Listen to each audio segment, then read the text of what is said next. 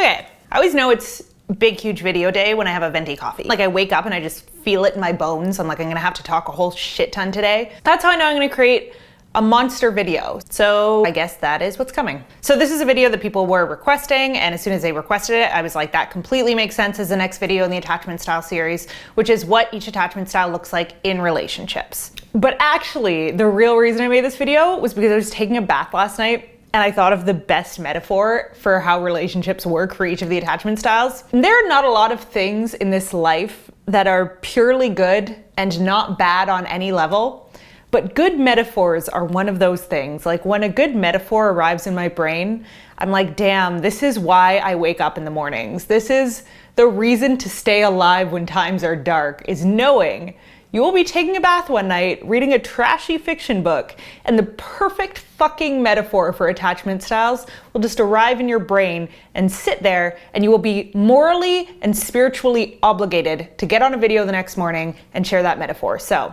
here it is.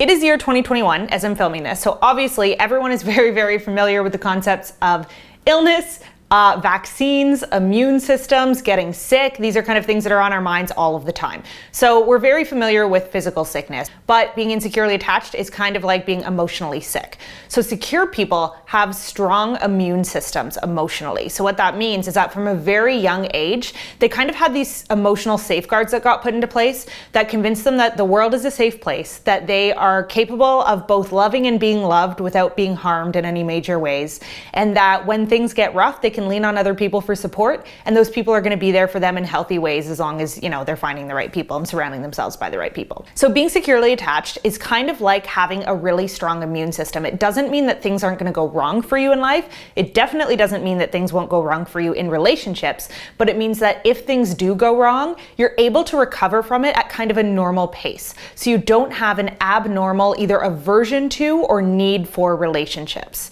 You can function just fine when you're single, and you can function just fine in a relationship. I'm always like, what do I say about secures? I don't want it to seem like being securely attached means that life is a walk in the park. Like you're gonna have bad things happen to you in life. You're gonna have bad experiences in relationships. You're gonna have trouble meeting and finding someone who you really deeply connect with and want to spend your life with. Those are very normal human experiences, and you will have all of those as a securely attached person, but it means that when things do go wrong, you can recover from things like breakups and losses and challenges that you go through in life because you have this healthy emotional immune system, unless you get scorned like extremely traumatically and badly, like have a big T trauma kind of happen. There isn't this inherently flawed view of relationships themselves. It's just that you're struggling sometimes in the moment because you're a human being, and that happens to all of us. So when secure people are in relationships, there's a very natural kind of give and take. So they understand that they're capable of self-soothing and taking care of a lot of their own problems, but they also know that if they need something from their partner, they can go to their partner, state their need, and they can kind of reasonably expect that that need will be met because they see relationships as this place where it's possible to co-regulate and to compromise and to figure out a way that makes everyone happy. So there are a lot of kind of win-win solutions that naturally exist in the mind of the securely attached person. And even if their partner can't give them what they need, they're pretty decent at going, okay, well, I can find a way to give myself what I need or to figure out that thing on my own. And it's nice that maybe my partner tried to meet me halfway or at least heard me out, whatever. So they have a very rational approach to relationships much of the time. And there will be these kind of normal irrationalities that come up. So maybe you and your partner are a bit different, like one's an extrovert and one's an introvert, and you clash on certain things, but there won't be these kind of giant fundamental worldview differences in terms of how you view relationships and what's acceptable and not acceptable in a relationship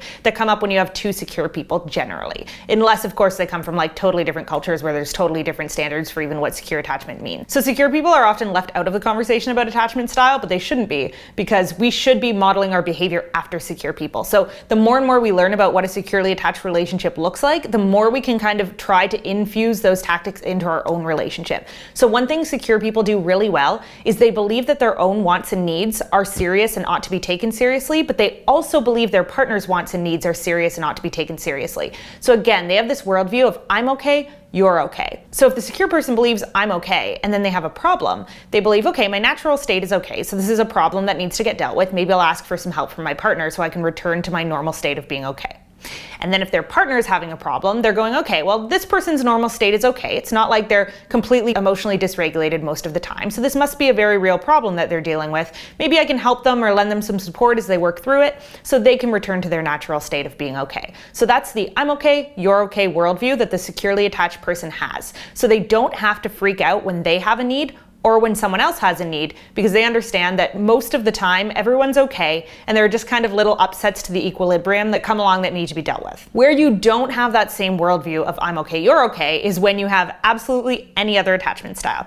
So we're going to talk next about anxiously attached people. So anxiously attached people tend to be the most invested in relationships, the most consistently in relationships. They might be either serial monogamists or people who spend a lot of time thinking about relationships. So a lot of the time we call anxious people anxious preoccupied types because they are quite literally preoccupied with thoughts about relationships. And the anxious person's worldview is I'm not okay, you're okay. And this lands them in a lot of trouble in a lot of relationships. Why? So the anxiously attached person is like someone who has a compromised emotional immune system. So early on, unlike the secure person, they did not learn that everything's going to be okay and the world is a reliable place and that they have all of the strength they need to get through the challenges of their lives. They learned early on, I don't have the strength I need to get through the challenges in my life. I need someone else to help me out, and that if I'm left alone, I will not be okay. So that is a compromised emotional immune system. It doesn't function the way it should.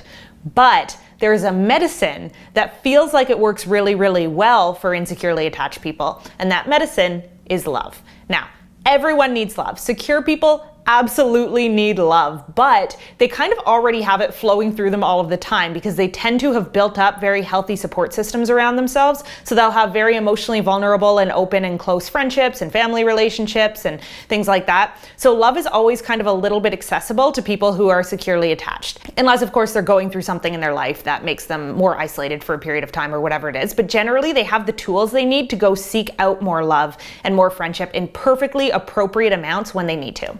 Now, when someone is anxiously attached, they feel this kind of overwhelming desperation for love a lot of the time. Why? Because their emotional immune system is compromised. So unlike the secure person who knows how to self-soothe and make themselves feel okay when they're going through challenging times, the anxiously attached person doesn't know how to regulate their own emotions properly. So every time something goes wrong, whether it's an upset in the workplace, whether it's, maybe a major loss in their life, so very real problems that they're facing, their unconscious mind automatically goes, you need to find someone who can help regulate you through these challenges. So love literally feels like NyQuil to them. So it allows them to function in a way that they're not used to functioning by themselves. So what does this look like in relationships?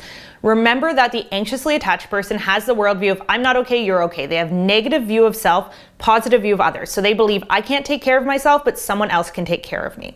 So what happens when they meet someone they like? The first thing that's very unique to anxiously attached types, or at least very prevalent in anxiously attached types, is that they have trouble distinguishing between attraction and feelings. In the mind of the anxiously attached person, those things are kind of one and the same.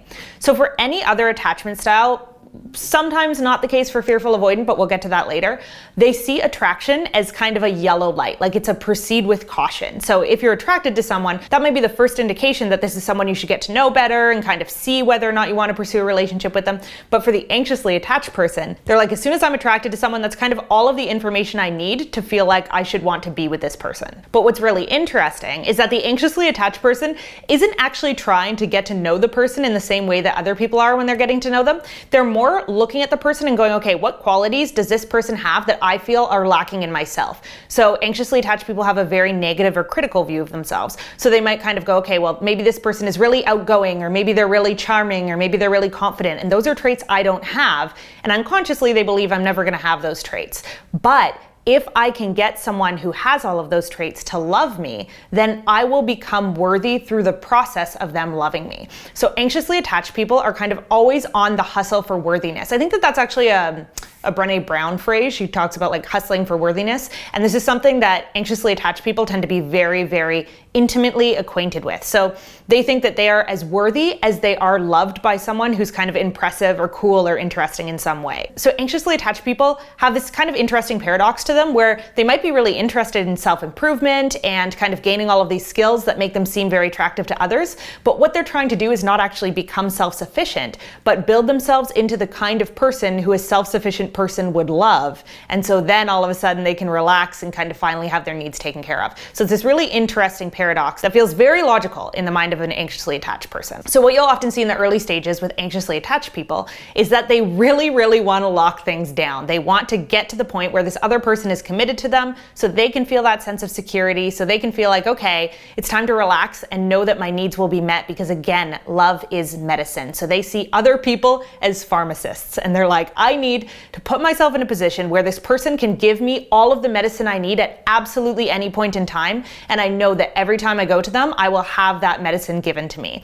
And because they have that emotionally compromised immune system, they need a lot of medicine. So early on, they're automatically starting to think of strategies for like getting more and more love and medicine from this person. So the question that the anxious person is kind of always asking themselves during the dating phase of a relationship is, does this person like me yet? Am I acceptable enough to them yet? How do I get them to like me, to commit to me, to give me a sense of security? But they're almost never thinking, do I like this person? Does this person fit with my life? Do I see my future lining up with this person's in a meaningful way? Because they're so focused on getting that sense of validation and worthiness that they forget that there are these very tangible things that need to be considered in the relationship. They kind of feel like, okay, I should take whatever I can get. If I can get this person who I find very attractive to like me, I'll just figure out the rest later. So what often happens there is the anxiously attached person will be like, okay, I've locked this person down, now we can figure out the rest. And then they realize like, oh, our futures don't actually align, or they want these things that I'm actually really uncomfortable with or that don't necessarily work for me.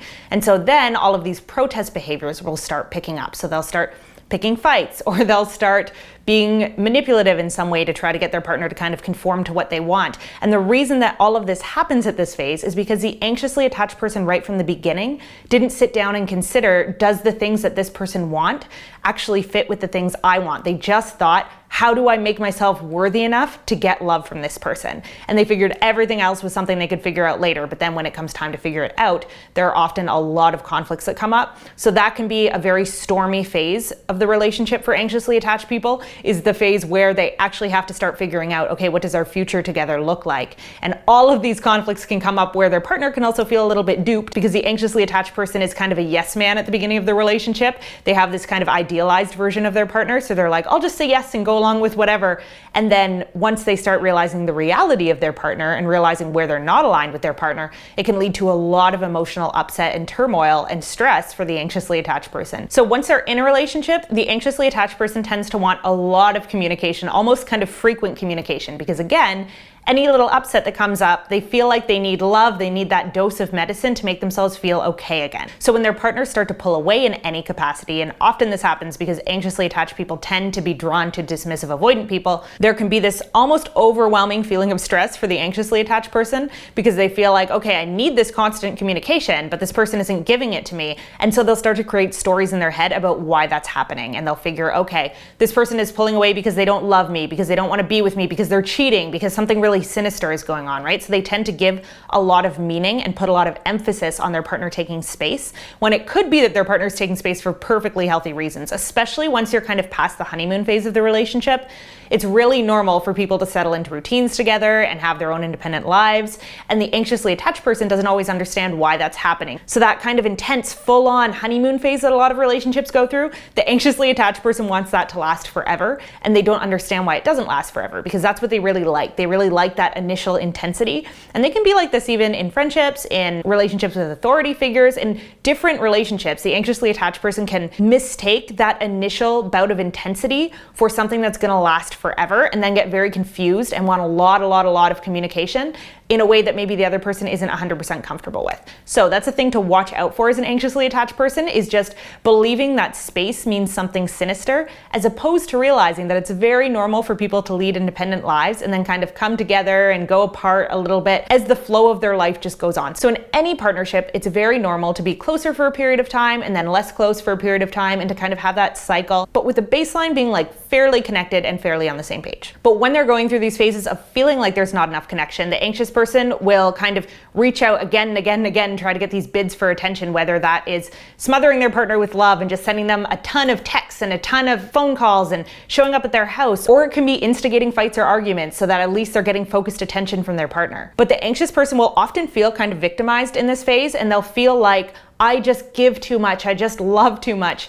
And there can be this almost like martyr complex that comes in for the anxiously attached person. But in reality, what they're usually doing is not listening to their partner's needs, which are the need for boundaries, the need for space. So you're not giving your partner the thing that they need if you're kind of love bombing them against their will. You're giving them something they don't want, which is an overabundance of attention. So the anxiously attached person, their kind of route to growth in relationships often is to learn to self-soothe. So to learn to not go to their partner for every single thing that feels wrong, but to develop some of their own coping mechanisms for when life gets a little bit difficult or tricky so that they can soothe themselves and give their partner the appropriate amount of space that they need. But with any attachment style, it's really hard to recognize that other people have different needs than you. That's just kind of inherent to the human condition. We have to be very conscious about realizing that what works for us doesn't work for everyone. So the anxiously attached person, because they are so preoccupied with getting love, they kind of assume that it's that way for everyone. So if someone's pulling away or taking space, the anxious preoccupied person tends to go, well, if I were pulling away or taking space,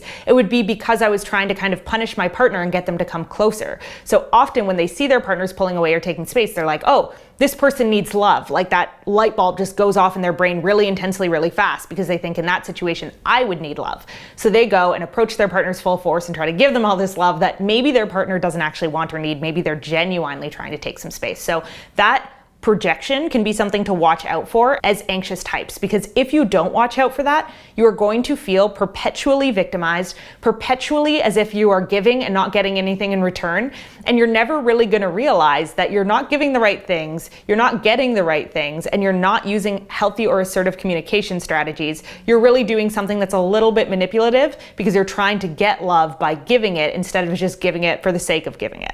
But again, it takes a bit of time to become conscious of all of this, so don't beat yourself up too hard if you're sitting there cringing and being like, oh, I do that, no. It's very normal to not understand why you're doing that and to have it feel like it's coming from a very good place and not recognizing that what you're doing is projecting. So if this is the first time you're realizing it, go easy on yourself. It's cool. Now you know. Now you can become more conscious of it. And hopefully that just leads you to a healthier place in your relationships in the future. Now, let's talk about dismissive avoidant. So, dismissive avoidant, the much beloved partner of the anxious attachment a lot of the time. Once again, these types, anxious preoccupied and dismissive avoidant, often end up together. Why? Because the anxious preoccupied pursues. The dismissive avoidant withdraws, and they get stuck in this death cycle that we're going to have a slew of videos on later on in this series. So the dismissive avoidant has a positive view of self, negative view of others. So they believe that they're okay within the walls of their own boundaries, but other people need from them and are going to try to take from them. But the interesting thing about the dismissive avoidant is that they are not okay. So they have a compromised immune system the same way the anxiously attached person does. So they did not, at a young age, the way the secure person did, receive an abundance of love and care and attention that makes them feel like, okay, my needs will be met in the world. I will be okay when I go through difficult periods of time. I can reach out and get help and feel okay and interdependent and connected. So the dismissive avoidant has a compromised immune system, but they are allergic to the medicine of love. So they do need love. Every human being needs love. So what that means is that they can take the medicine in small doses, but if they take it in really large doses, they have really bad reactions to it that they need to go be alone to deal with. So what you'll find the dismissive avoidant doing, rather than chasing the medicine of love like the anxiously attached person will do, is they find painkillers. So they're chronically ill because they have this compromised immune system and they can't take the medicine that makes them at least superficially better, but they can find things that make it so they don't notice they're sick. So I think it was actually on YouTube the other day. This commercial came up for Advil where it was like people like playing tennis or whatever it was they were doing. They had like strained muscles and then they took an Advil and felt better. And then the catch line was like, pain says you can't, Advil says you can. And I was like, wow, what a horrific message to be sending out, because pain itself is not the problem when we're sick, right? Pain is the indicator that points to the problem. So if your arm is in pain, the problem is not the pain. The problem is probably that you sprained your arm, and if you don't lay off it, it's going to heal wrong. So this idea of just do the things that you shouldn't be able to do because Advil makes you forget that there's problems in your body is so destructive, because it's like, okay, now you're going to go overexert yourself and cause real problems in your body because you've numbed yourself out to the indicator lights in your body that are telling you to stop. And this is exactly how it works for the dismissive avoidant. So they have emotional problems come up. They have the regular upsets of life because they don't have a strong immune system. They can't deal with it as effectively as secure people. So they learn to take a whole bunch of painkillers so that they don't feel the pain of everyday life. So what are those painkillers? Those painkillers can be things like throwing themselves into work and neglecting their emotional life. It can be things like drinking or using drugs or numbing themselves out with food. It can be any sort of addictive behavior, as small as compulsively reading a bunch of books and escaping into fantasy lands, or as strong as genuine addictions to substances. But from a very young age, they learned all of these strategies for just numbing out the pain so they don't know that anything's going on with them and they can't really feel it. And in small doses, they will take this medicine that is love, but they've learned they can only manage a little bit of it at a time. So they have to space out when they take it. They can't take too much at once. And if they do take too much at once, then they need to withdraw to manage the negative effects. Because again, avoidant attachment means that you are triggered by intimacy. So when you get too close in a relationship, all of these alarm and panic bells go off in your brain, because when you were young, you learned that intimacy means your boundaries are about to be violated and you're about to have to give more than you have. And so as soon as that intimacy arises, it's kind of like taking a little bit of medicine that gives you an allergic reaction. You have to get away. So avoidance, we will often see wading very slowly into relationships. So they'll kind of take a little bit of that medicine, so to speak. So they'll kind of interact with someone for a little while, get to know them a little bit, and then take some space, and then go back, take a little more, interact a little more, and then retreat. And there'll be this kind of process of moving closer, then kind of taking space, then maybe moving a little bit closer, letting someone in again a little bit, and then taking more space. And that will repeat over the course of often years for an avoidant. So avoidants take the longest time to get into a relationship. They want that dating phase where you're kind of getting to know someone to stretch on for a really long time. And another reason why they're doing this is because they have that positive view of self, negative view of others. So what they're doing in the dating phase is measuring up the other person and going, okay, where does this person fit with my life? Will they fit in this category? Will they fit in this category? Will they fit in this category? And they're unconsciously actually putting this person through almost like a series of little tiny tests where they're like, okay, I'm going to observe them in this situation, see how they fit. Then I'm going to observe them in this situation, see where they fit. Then I'm going to put really intense boundaries up and notice whether or not that person respects them. And over a period of years, they will eventually decide this person mostly fits or they mostly don't. But it's a very logical process. Like, it's not emotion driven the same way it is for other types. There will be emotions there. Like, avoidantly attached people are not devoid of emotions, but they have a much more rational approach to falling in love. And it's much more about who fits with them than it is about how they feel about the other person. And the reason that's the case is because they're always on some form of painkiller. So they are numbed out from their own emotions. Avoidantly attached people absolutely feel emotions, but they do not feel them with the same degree of intensity and force that other people feel them. So they tend to feel most happy if they feel like they've found a partner who really fits into a lot of different areas of their life and who won't cause kind of major issues. And a major issue for an avoidantly attached person would look like someone who continuously violates their boundaries. Avoidantly attached people are really strict about their boundaries. Why? Because what's inside their boundaries? Their ability to keep themselves feeling safe and okay. So if they meet someone who's constantly trying to like shove medicine in their mouth, as the anxiously attached people often will with the avoidantly attached people, because they don't understand that the avoidantly attached person is allergic to medicine, the avoidantly attached person will be like, whoa, whoa, whoa, you need to stop that. I'm allergic to this. I can't take it. I need to set up boundaries that make sure you stay outside of them so that you're not trying to force feed me something that makes me become dysregulated and not okay. Because again, intimacy, closeness, love between people makes the avoidantly attached person have the equivalent of an allergic reaction emotionally. But a very, very common pattern for avoidantly attached people is that as soon as someone wants the relationship to go faster than they feel like they're comfortable with, they will cut that relationship off. And then if the person kind of sticks around on the peripheries and shows them, okay, I'm willing to continue to give a little bit, but not more than you feel comfortable taking, then the avoidant will be like, okay, we'll think again about reintegrating this person into my life and see if this time they can respect my boundaries. But again, the avoidant is not necessarily conscious of the fact that they're doing this. They might be, but on a conscious level, they're mostly just feeling like, okay, I'm not opposed to a relationship, let's say, but I have to find a partner who respects my boundaries, who fits with my life, and who doesn't have any of these very giant and very apparent flaws. Because they have that negative view of others, the avoidantly attached person can be very critical of people. So in their minds, not necessarily to their face, they'll be kind of looking at how people behave and thinking about how does this person speak to other people? What do they like? What are their hobbies? What are their interests? How much money do they make? What are these kind of things that define them? And do I like or dislike those things? Do I respect or not respect those things? So again, early on, they got really used to boundary violations in their lives. So they learned love means people taking things from you. So they're often measuring other people up for like, how much are they going to take from me? Are they going to expect things that are unrealistic of me? Do they have any kind of flaws? And so attraction may actually not be as strong a factor for avoidant types as a lot of other issues are. So attraction is part of what they factor into relationships, but it's very, very, very far from the full thing. It's kind of one of maybe 10 to 20 things they're considering when they're looking at what kind of partner is going to fit well with their life. So again, this can be the beginning of a really unhealthy dynamic where you have an anxious person who's going, I'll be whoever you want me to be if you just consider me worthy. And then the avoidant person going, okay, I'll accept you and date you if I consider you worthy. So then there's this kind of person who's just aiming to please the avoidant, and the avoidant who's trying to kind of keep them at arm's length because they feel allergic to this thing that the anxious person's trying to give them. And it becomes this dynamic that goes on for a long time, is very unhealthy and toxic, and doesn't end until there's some conscious awareness brought to the dynamic and both people are realizing what's happening and what they're doing wrong. Now, what's very ironic is that when you get an anxious and an avoidant person in a relationship, the anxious person will often feel like I'm just giving and giving and giving and I'm not being appreciated, because again, they're giving something that the avoidant person doesn't want because the avoidant person is allergic to it.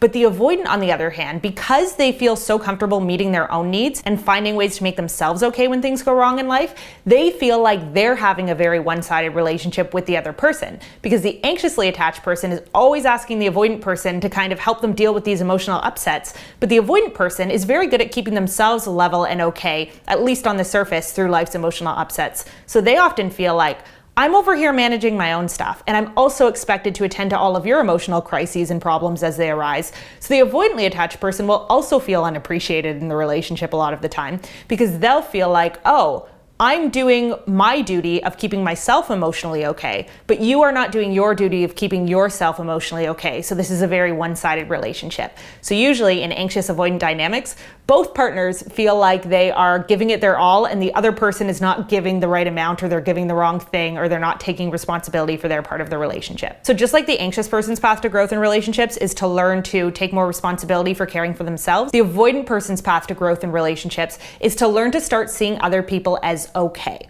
So the avoidant person already thinks they're okay. So they tend to have at least an okay sense of self-regard, but they assume that other people are going to take from them. And so they often are very quick to assume that other people's needs are not valid. Avoidant people don't know that needs can be shared and worked on together. So they tend to see any need someone comes to them with as inappropriate, as crossing their boundaries, as something that that person should be dealing with on their own. So a lot of the growth work in relationships for avoidant types lies in learning to recognize that A, they have needs that they could be bringing to their partner, and B, it's okay that their partner is bringing their needs to them. So the avoidant, just like the anxious person, has to learn to get to a place of I'm okay, you're okay, instead of assuming that other people's needs are always excessive, which is what the avoidant type tends to naturally assume, that anytime someone is coming to someone else with a need, it's excessive, they should be dealing with it on their own.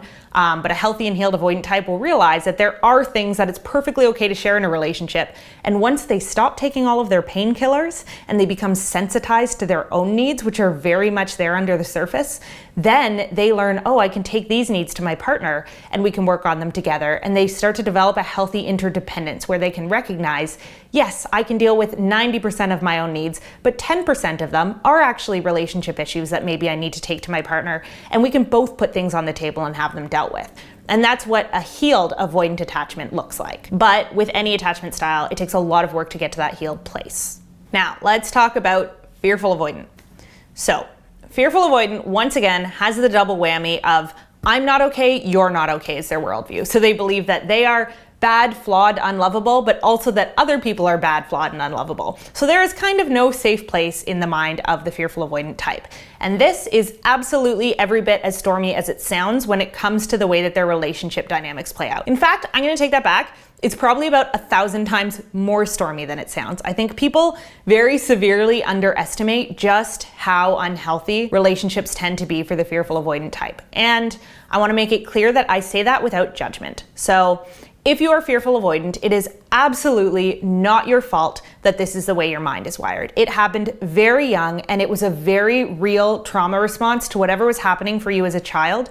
You learn to both devalue the self and devalue other people. And so that puts you in this perpetual kind of no man's land of I can't trust myself or rely on myself, but I also can't trust or rely on other people. And it is psychological hell.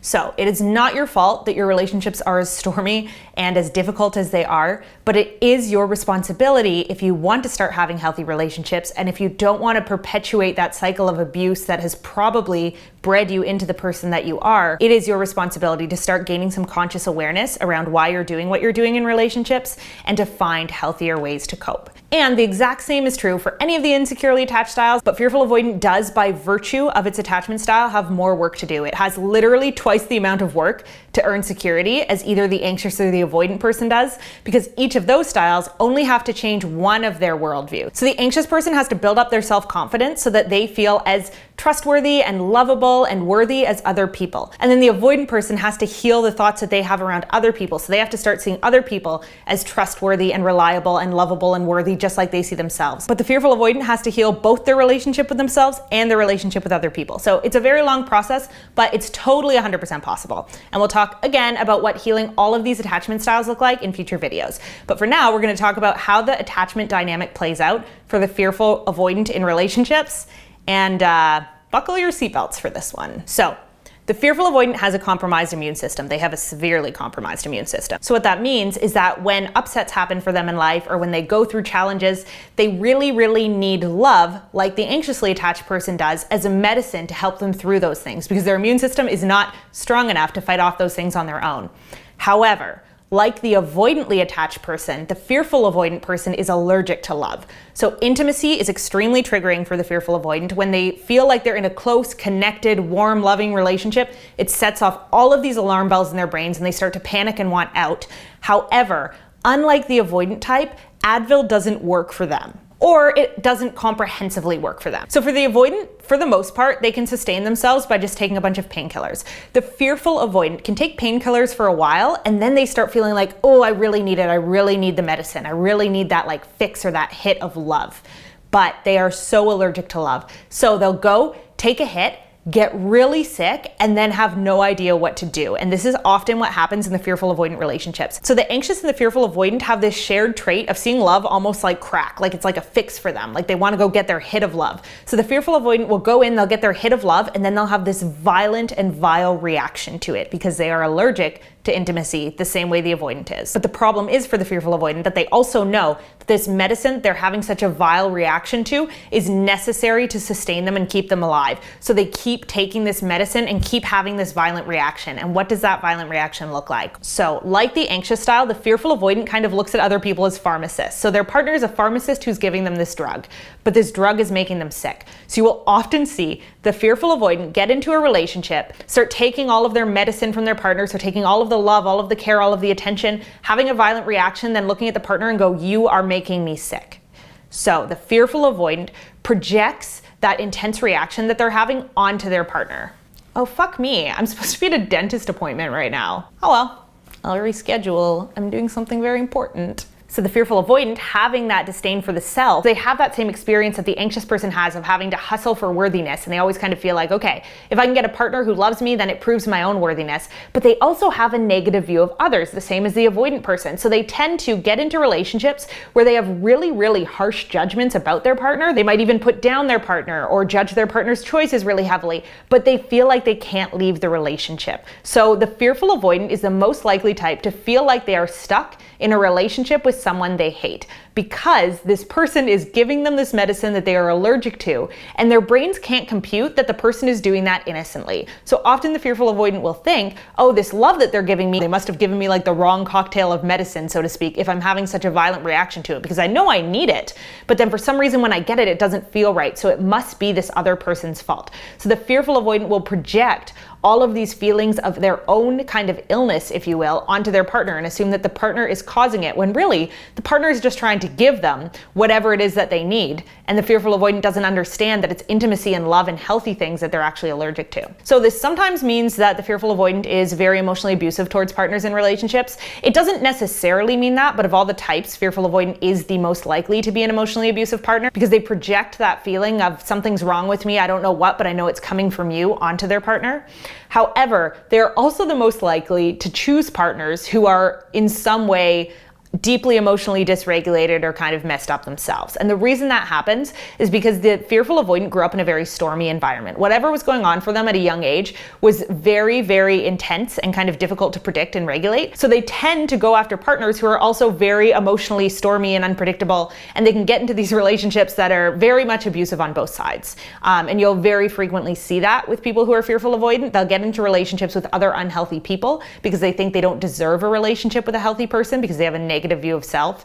And then they'll get in and see all the partner's dysfunction, judge them for it really heavily, but still need them and resent the fact that they feel like they need their partner. And so they will just start all of these conflicts where they're trying to control their partner, get their partner to change, get their partner to give them a different sort of love because they think, oh, if they'll just do something differently, then everything would be fine, not realizing that the work needs to start with them. If you are fearful avoidant, you will never find a partner that will make you feel the way you want to feel because you have a negative view of others. So even if you pursue someone who you think is the perfect person, you put them on a pedestal the way an anxious person does, the second you settle into that happy and comfortable relationship, if you truly are fearful avoidant and not anxiously attached, misdiagnosing yourself as fearful avoidant, as soon as things get good, you will start to feel disdain for your partner. And you will start to judge your partner, and you will start to find fault with your partner, and you will grow resentful for what you perceive as your partner trapping you in this relationship, when in reality, you're there because you feel this desperate need to be there, even though you hate it there. So there's not really two ways about it. It is hell to be fearful avoidant. It's just hell. We can put a positive spin on it. We can talk about the positive traits of fearful avoidant. They tend to be very emotionally aware. They tend to be extremely hypervigilant. So they're really good at understanding other people. They take a really intense interest in like human psychology and what makes people tick. And again, all of that is a survival strategy. But for the most part, these people have an incredibly difficult time being in healthy relationships. Whereas, let's say the anxious person can get with a secure person and heal within that relationship because the more they learn like, oh, my needs will be met, the more they can kind of relax and not need to overassert their needs. And the avoidant person can feel pretty healthy if they're out of relationships, or they can even learn to kind of become less allergic to the medicine through a process that we'll talk about in another video. The fearful avoidant has to work on both of those things, and it is possible, but usually it means being alone for a long period of time for them. Fearful avoidants tend to feel most comfortable out of relationships. So when they get into it, there's all of this emotional chaos that happens, right? Because of that projection and that need, but that disdain for the other person. And then they might get out of it and be like, oh, now I feel calm. And so you will see a lot of resistance into getting into relationships for the fearful avoidant, similar to the dismissive avoidant. But the difference is that the fearful avoidant will resist, but then once they get into a relationship, they will go 200% in.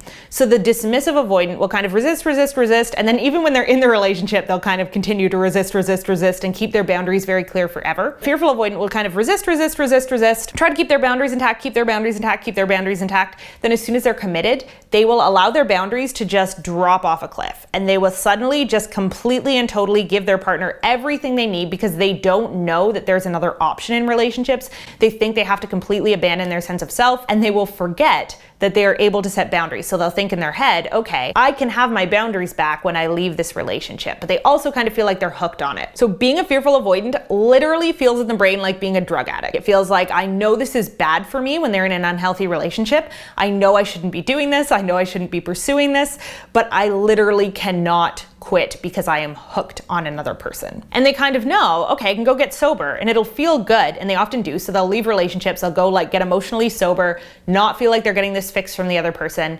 But then after a long period of time, they'll be like, okay, I can engage with this drug casually again, right? I can have a relaxed relationship, or I can build a relationship healthily with someone, and then they get really addicted again. It's this whole cycle. So until they learn why that's happening and why they feel both such a need for love and a disdain for love and how to break those cycles and interrupt those patterns in their mind, they will forever be kind of a love junkie. And in that same vein, the anxiously attached person will also relate to the feeling of being a love junkie, but they're not allergic to the love, right? So it's like they might frantically want it, but they're not having having negative reactions to getting it. They're feeling like, oh, this drug feels good and clean every time, as opposed to the fearful avoidant who's like, oh, I'm getting weird like heart palpitations and I'm worried I'm about to have a heart attack or overdose. Like they're in the really bad stages of drug addiction or love addiction, if you will. And interestingly, with both fearful avoidant and avoidant, there can also be a lot of substance abuse issues, because one way of kind of numbing things out, the way that the avoidant does, will be turning to like drugs or alcohol a lot of the time. For a fearful avoidant, if they feel like, oh, anything is healthier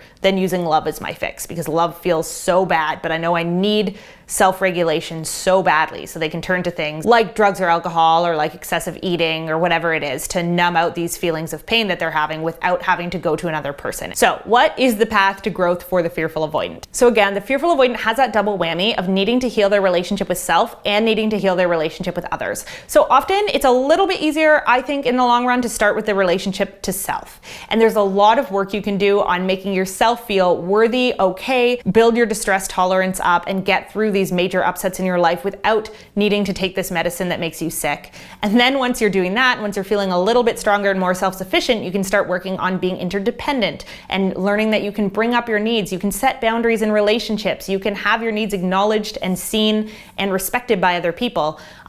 Because again, the avoidant type doesn't know that that's an option. So fearful avoidant and healing the fearful avoidant type is going to be, if not its own video, a 10-part video series, because there's just so much to deal with when it comes to the fearful avoidant. The same is true for the anxious or the avoidant type, but the fearful avoidant quite literally has double the amount of attachment wounds than the other two insecurely attached types, so it does take more work to heal. But again, totally possible. There are healing things we can do for all of these attachment styles. I've been working really, really intensively on healing my own in the past 6 months, and I can personally attest to how differently relationships with other people and with yourself start to feel when you start doing this work. It takes a long time. I'm nowhere near the finish line, but it is so worth doing because it only gets better as you go. But that's kind of a brief overview of what relationships look like for each of these attachment styles when they're unconscious. So again, in the future, we're gonna look at unconscious versus conscious expressions of these attachment styles. And what that means is how you're operating when you're not really aware of what's going on for you psychologically in any of these type expressions versus what happens when you are aware of what's going on for you psychologically and you can start to catch yourself, recognize your triggers, and work with those in a healthy way. But for today, one venti coffee later, we are done. I'm gonna go to the dentist, but if you guys have questions or comments, please leave them below. I'm really curious about what this video kind of helped you clear up, or what you still have questions about, and where you're at in the process of your own attachment work. So leave them below and I will get back to you as soon as I can. All right, have an awesome weekend.